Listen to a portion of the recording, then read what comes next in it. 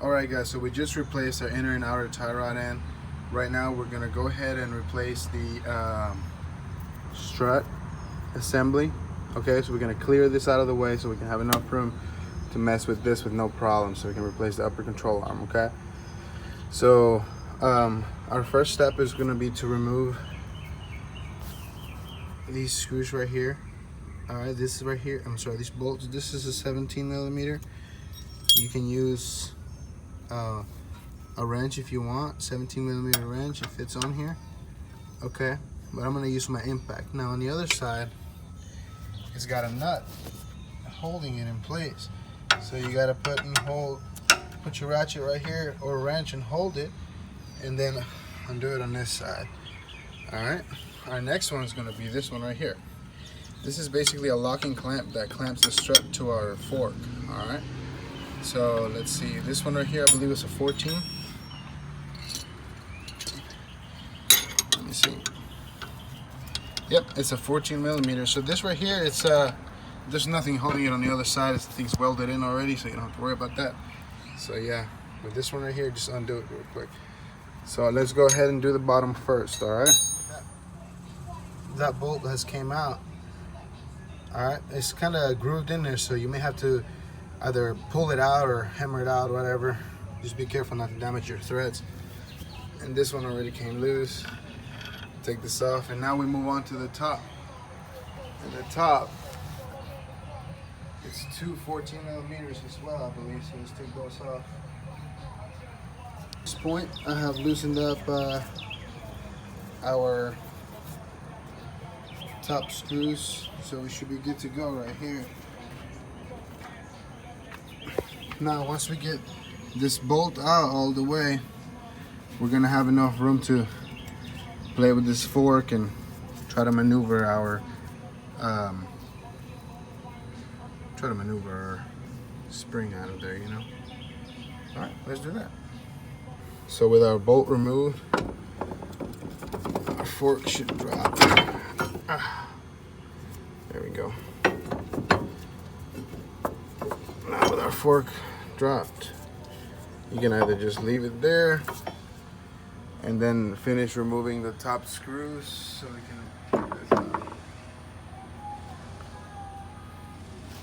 All right, now we have to maneuver this strut out of here,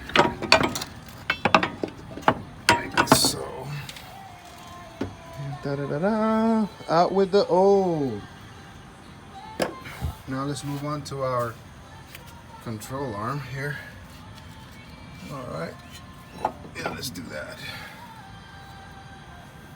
All right, now for the 201 special, we're gonna remove the upper control arm on our 2000 Honda Civic.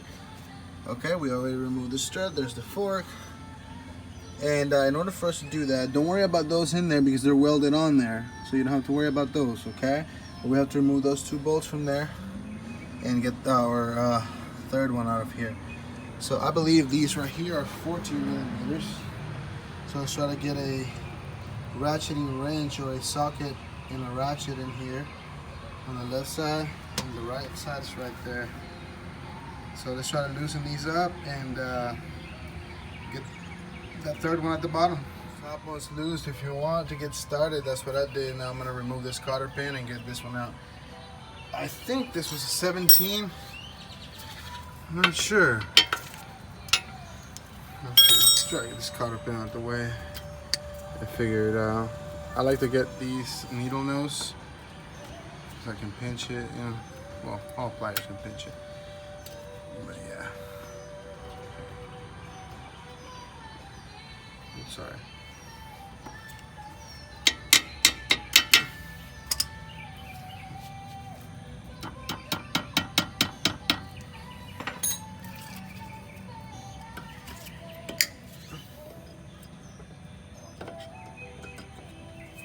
Alright, we're almost there. Let's see.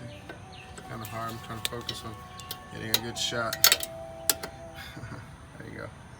Get this cotter pin out so I can tell you if this is a 17 or not. We got 16. No, definitely 17. Okay. So this is a 17. Let's get it loose. What I did is I grabbed my jack and I lifted it up a little bit so I could get a straight shot on here, and it wouldn't go in crooked or anything like that, damage my stuff, you know. Plus should make it easier. Alright, so here we go. Alright, with that nut removed, it's time to slowly remove this jack and then try to get our pitchfork in there and jam that out, you know. Alright, once you have removed the ball joint, now it's time to go and remove both side screws and get that upper control arm out. And we're almost halfway done. Okay, so once you remove both top bolts, we should come down here.